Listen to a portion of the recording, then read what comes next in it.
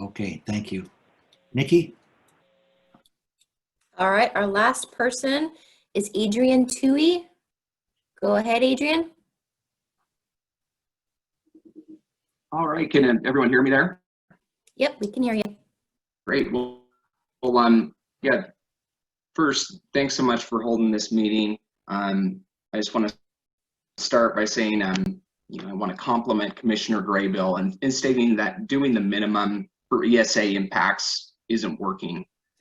While it remains unclear of whether harvest is the primary driver of the H's impacting salmonid recovery, it probably isn't. But what we do know is that directly causing mortality of wild salmonids affects those populations. And we should consider further reducing those harvest impacts, gaining a better understanding of what those impacts might actually be, and reassessing the validity of that ESA take pool. I do think that's important. And secondly, I just wanted to raise to your attention, and I'm sure you know, I want to raise to your attention the fact that steelhead mortality rates for gillnets currently remain unknown and unstudied. And this suggests that your guidance on ESA impacts could be severely flawed. And I know less about the recreational fishing science. I also believe that's heavily understudied as well.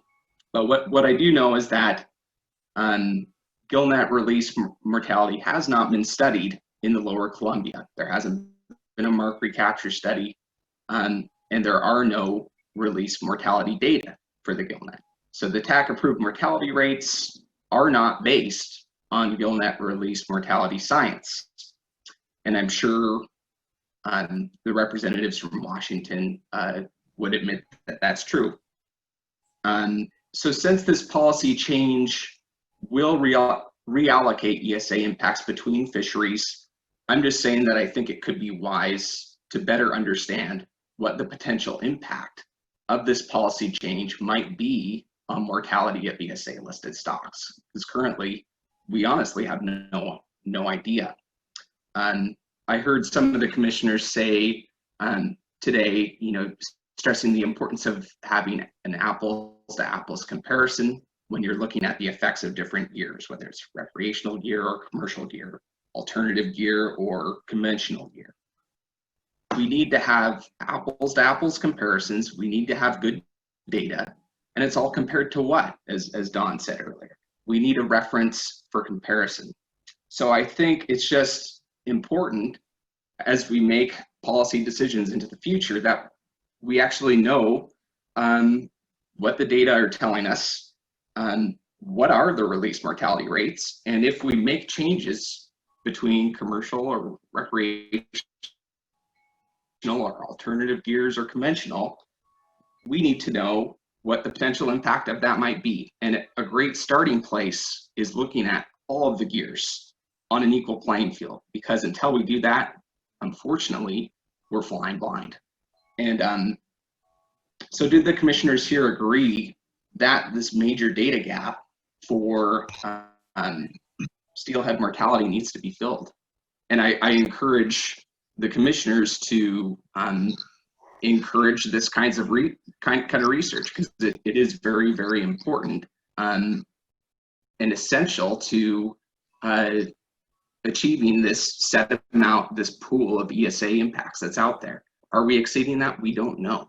And so, as I said before, do the commissioners here agree that this major data gap needs to be filled? Okay, thank you, Adrian. Any questions for Mr. Toohey? Don, this is Larry Carpenter. Please go ahead. Adrian, you have had a long history of working, designing, critiquing the pound net in the Columbia River, of which you've done a presentation once, at least once, if not twice, in front of the commission. In past years, I received a request to write a letter on behalf of funding. I didn't get any this year. Could you update us on the status of that project, what the future might look like? Because I found it very, very intriguing. I'd like to know what the future might hold. Well, Larry, thanks for the question. And we will be continuing with our research here, assuming there is enough support out there and funding to make everything happen. And of course, COVID makes everything more challenging. But we're optimistic we'll do some more coho release mortality studies through a net and holding methodology as specified by TAC.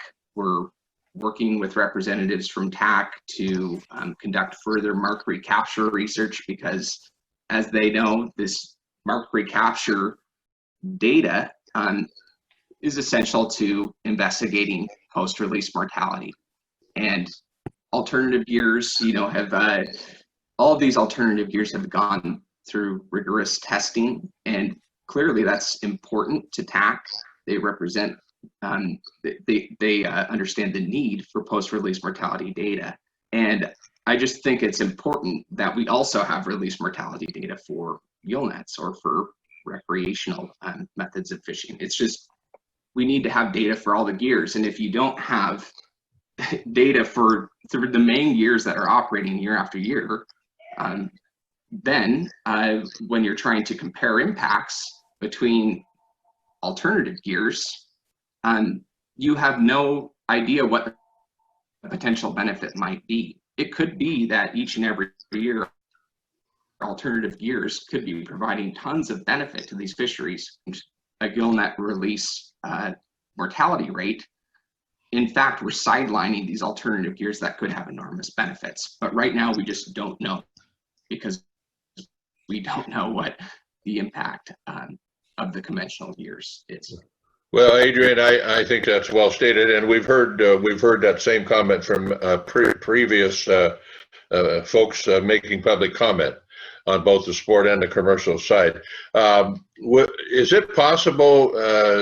I know the last time you did a presentation in front of the commission, it was well received and people learned a lot. Is that something you would consider doing again in the near future? Of course. Send me an invitation and I'll be there. Always happy to share with anyone. You have an invitation, but if you need one sent, I'll do that. Well, thank you very much, Larry. Thank you. Okay. Thank you. And I think that ends our public comment period. And we're ready to move on to agenda item number 3.